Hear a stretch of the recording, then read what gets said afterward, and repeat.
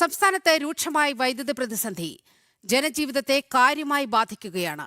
1 മണിക്കൂറിലധികം നീളുന്ന load shedding ദൈനംദിന ജീവിതം താളം തെറ്റിക്കുമ്പോൾ പ്രതിസന്ധി എത്ര നാൾ തുടരുമെന്ന കാര്യത്തിൽ സർക്കാരിന് വ്യക്തതയില്ല.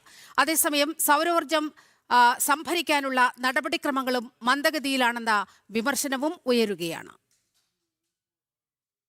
സംസ്ഥാനത്തെ വൈദ്യുത പ്രതിസന്ധി കൂടുതൽ രൂക്ഷമാകുകയാണ്. 1 മണിക്കൂറിലധികം നീളുന്ന ലോഡ് ഷെഡിംഗ് സംസ്ഥാനത്തിന്റെ വിവിധ ഭാഗങ്ങളിൽ ജനങ്ങളെ വലയ്ക്കുകയാണ്. പഠന സമയത്ത് വൈദ്യുതി മുടങ്ങുന്നത് വിദ്യാർത്ഥികളെ പ്രതിസന്ധിയിലാക്കുമ്പോൾ രോഗികളും പ്രായമായവരും കടുത്ത ബുദ്ധിമുട്ടാണ് അനുഭവിക്കുന്നത്. കുഞ്ഞുങ്ങൾക്ക് പഠിക്കാനാണെങ്കിലും കുറച്ച് ബുദ്ധിമുട്ടാണ്. കാരണം നമ്മൾ പ്രതീക്ഷിക്കാത്ത സമയത്തായിരിക്കും കറണ്ട് പോകുന്നത്. ഇപ്പോൾ രാവിലെ സ്കൂളിൽ പോകുന്ന സമയത്താണെങ്കിലും നമ്മൾ ജോലിക്ക് ഇറങ്ങുന്ന സമയത്താണെങ്കിലും അവർക്കിട്ട് കുറച്ച് ബുദ്ധിമുട്ട് തന്നെയാണ്.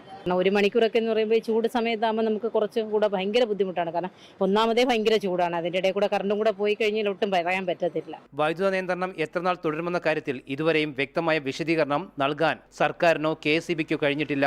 ഇതും ജനങ്ങളുടെ ആശങ്ക വർദ്ധിപ്പിക്കുകയാണ്. അതേസമയം സംസ്ഥാനത്ത് ഉൽപ്പാദിപ്പിക്കുന്ന സൗരോർജ്ജം സ്റ്റോർ ചെയ്യുന്നതിനുള്ള ബാറ്ററി സ്റ്റോറേജ് സംവിധാനങ്ങൾ ഉൾപ്പെടെയുള്ള പദ്ധതികൾ ഇപ്പോഴും മന്ദഗതിയിലാണ്. ഇല്ലാതിരുന്ന അത്ര നല്ലത്.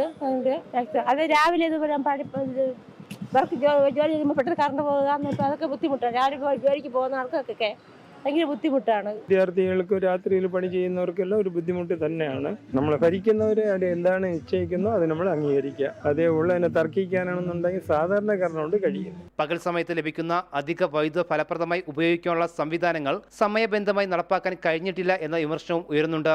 മഴയുടെ കുറവും ഡാമുകളിലെ ജലനിരപ്പ് താഴുന്നതുമായുള്ള നിലവിലെ പ്രതിസന്ധി കാരണമെന്നാണ് സർക്കാർ വിശദീകരിക്കുന്നെങ്കിലും ഇത്തരം സാഹചര്യങ്ങൾ ആവർത്തിക്കാൻ എന്താണ് ദീർഘകാല പരിഹാരമെന്ന ചോദ്യത്തിനും വ്യക്തമായ മറുപടി ഇതുവരെ ലഭിച്ചിട്ടില്ല. സർക്കാരിന്റെയും വൈദ്യുത വകുപ്പിന്റെയും ആസൂത്രണ പാളിച്ചയുടെ ഫലമായാണ് ഈ പ്രതിസന്ധി എന്നാണ് ജനങ്ങൾ ചൂണ്ടിക്കാട്ടുന്നത്.